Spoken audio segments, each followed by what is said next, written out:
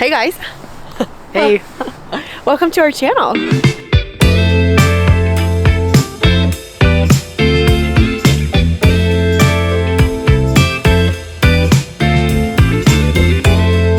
We're gonna kick things off by taking you all on a little tour to four of the houses that we've lived in and worked on together. 3 of which we've turned from one house into 2 homes. So let's go. Okay, now Jono, we didn't actually live in this first house, so why are we looking at it? Well, this was our first apartment we lived in as a married couple, so it's a little sentimental, right? And yeah, you know, a few things. It was like, oh, you can see from there. It's cool because it was a single family home that had an addition put on the back with 2 units.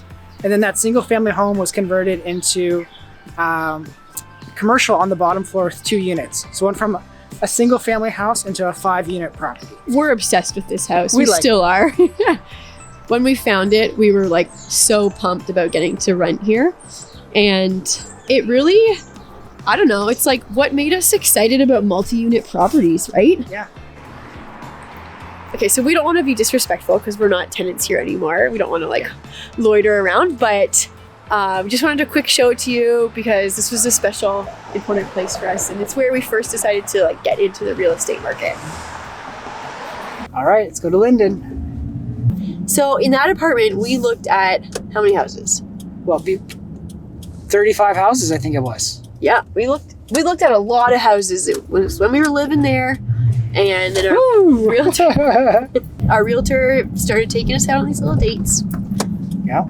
Do you call them dates? I don't think he took us on dates. You're right. He wined and dined us, you know. No, we went on a showing tour? Yes. I don't know what you call it. Showing tours. Exactly. Sure, yeah. And yeah, we saw 35 houses. What were you looking for? Well, we were just trying to get a sense of the market, like, and understand how houses kind of, the process works. But mostly we were looking for something that could be converted into a duplex, because buying something that was already a duplex was too expensive. That's right. And we wanted something that we could do the duplex basically from scratch. We wanted to be able to like do it ourselves. We didn't want to inherit some sort of crappy job. Okay, so the other thing that we wanted with this house was something we could duplex in the basement, turn it into a basement apartment. But then we really wanted a house that we could just live in, and it would be nice and like, it wouldn't be a real step down from our apartment. Yeah. That felt important, especially to me. I don't think you were as adamant about that, but I wanted to find some place that we could like move into, maybe do a bit of painting, but it would be a nice place to live for a couple years, 5 years, who knows. So we're gonna get into the details of buying this baby another time, but this is where it all started.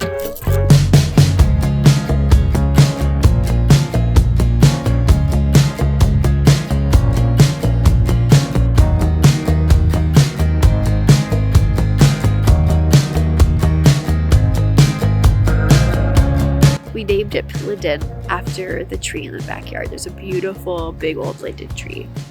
It's a 1950s raised bungalow. We were like the 3rd owners, right? That's right. The first owners owned it for like 50, 60 years. Yeah. The second owner, I think 14 years. And now we've owned it for 5.5 years. We did a full conversion on this house, changing it from a single family home into a basement apartment. The way we designed it is for it to be a smaller kind of basement apartment. It's just 1 bedroom, but pretty open concept and suitable for 1 person, maybe a couple. It was a bare bones basement when we started, so we got to do everything from the ground up and really kind of see the process from end to end.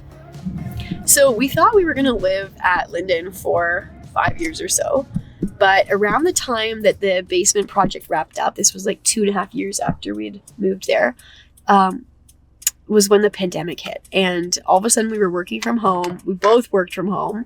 We both needed office space. And after our work day, we were finding ourselves like pretty bored, all locked up in quarantine. So we actually decided to co-purchase another house with another party and move into that house. It was a little bit bigger. It was going to give us more space for working. And it was a legal duplex already.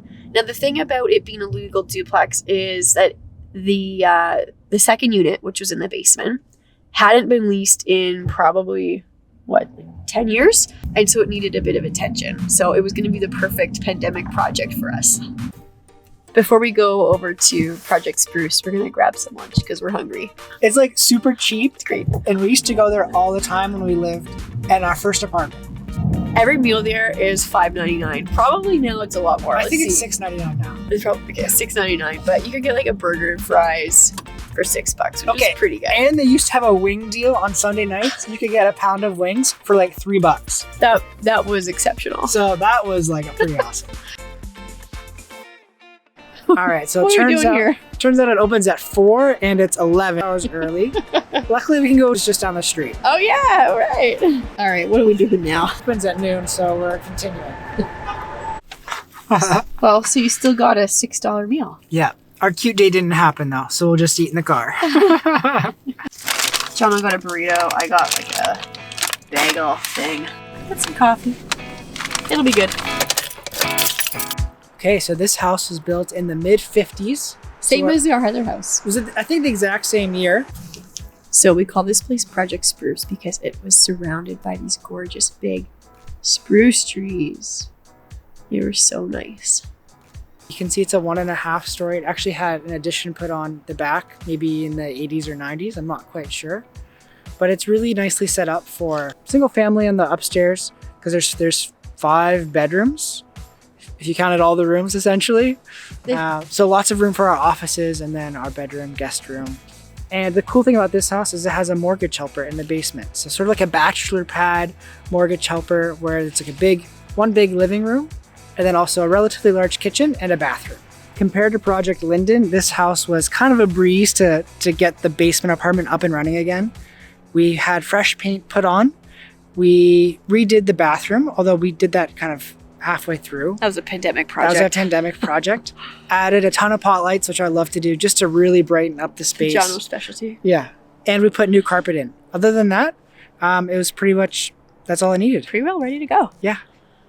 So we both rented and co-owned this house, which was really interesting. We learned a lot in that experience.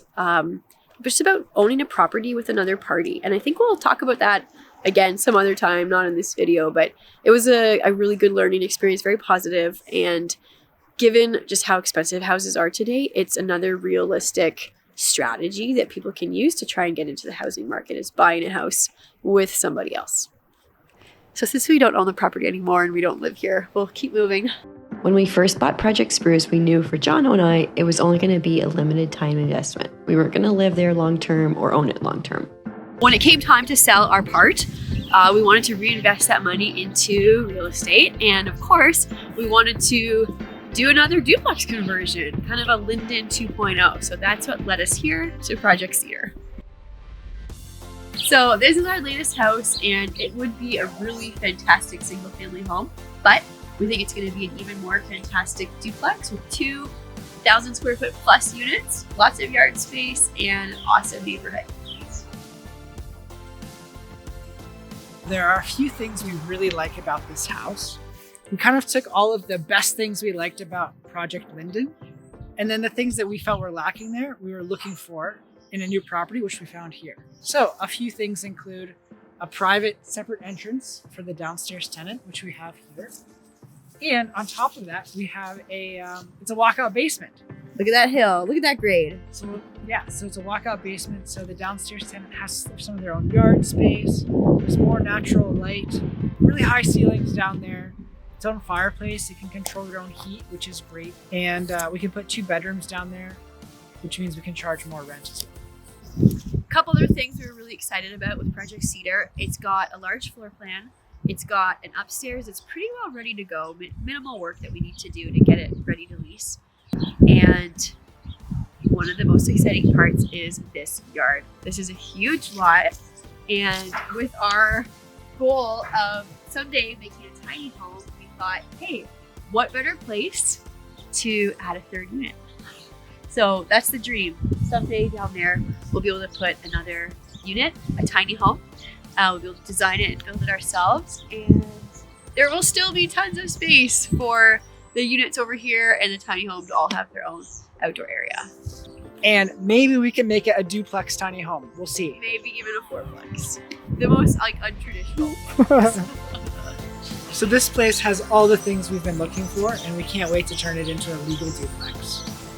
Yeah, so stay tuned to our channel. Our next video is going to be a full like interior walkthrough, so you can see a before, and then we're going to get into demolition. All right.